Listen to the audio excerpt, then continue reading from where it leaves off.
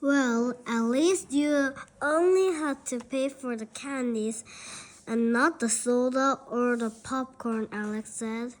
That's something.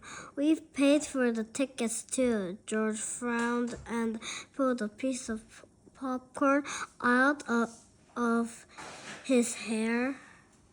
And we didn't get to see even one of the movies, he groaned. This burp is really a pain. I'll find you a cure, I promise, Alex told him. It's just taking longer than I thought. None of the usual burp cures seem to work.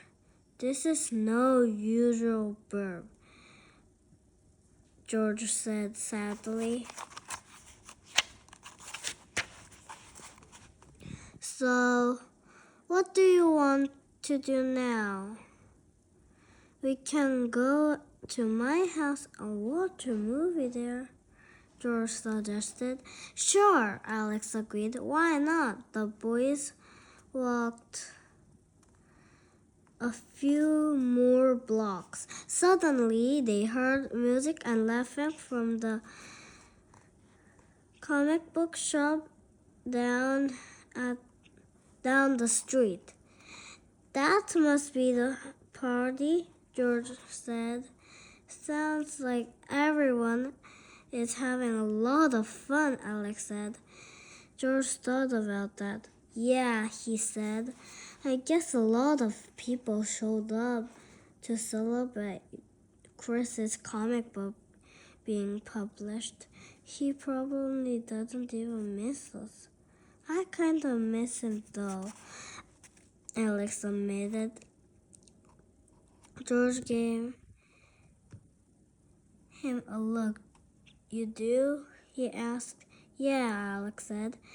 Don't you? George nodded. I didn't want to say anything because I thought you were still mad at him. Nah, Alex shook his head. I mean, those drawings were kind of mean, but they were funny too. Galaxy isn't the most horrible thing anyone's ever said about me, George admitted. Louise called me a lot worse.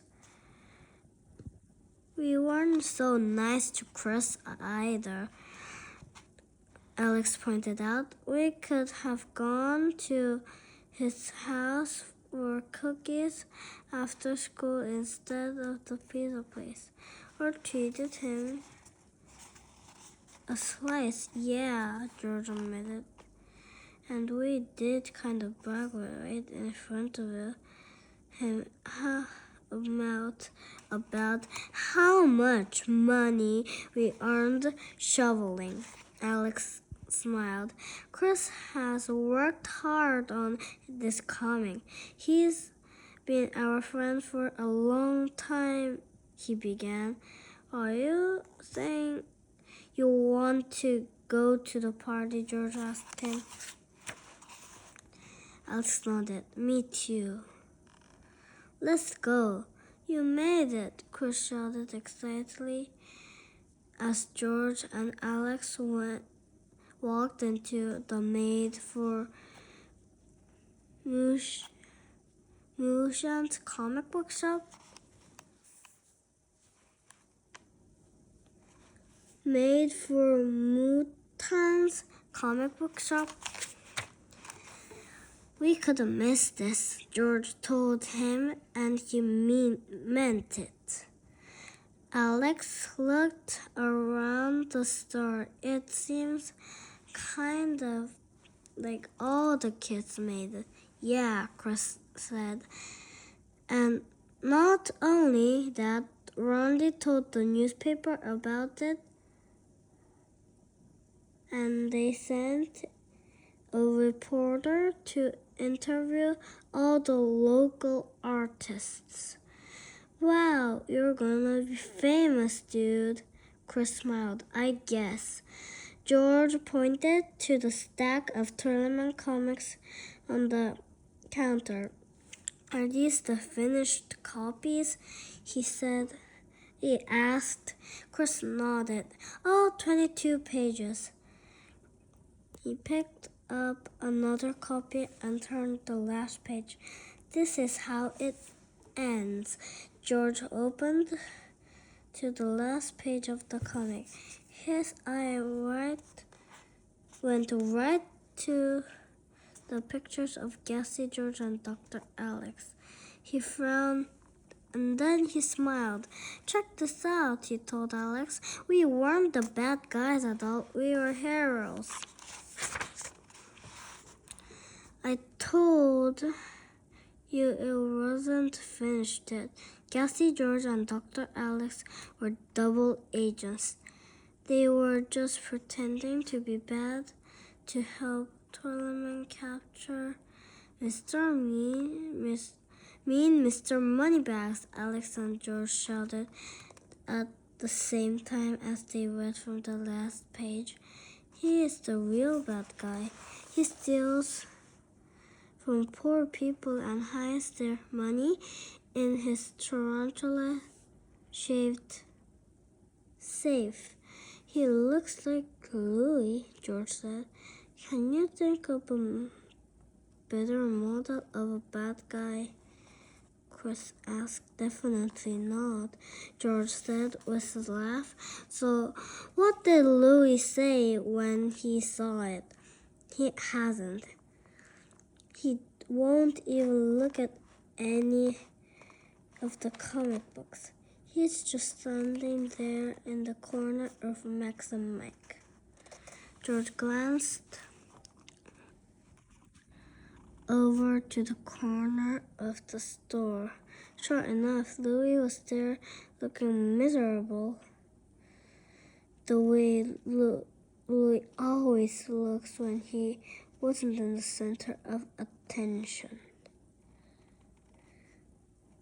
Just then, a man walked over to where George, Chris, and Alex were standing.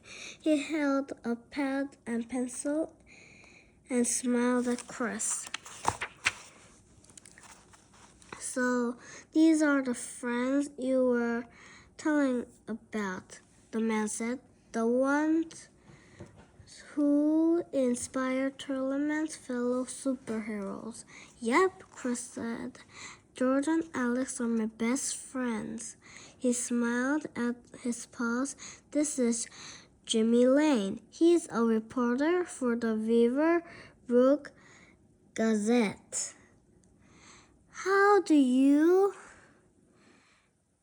two feel about being used as characters in a new comic book? Jimmy asked. Pretty good, George said, and he meant it.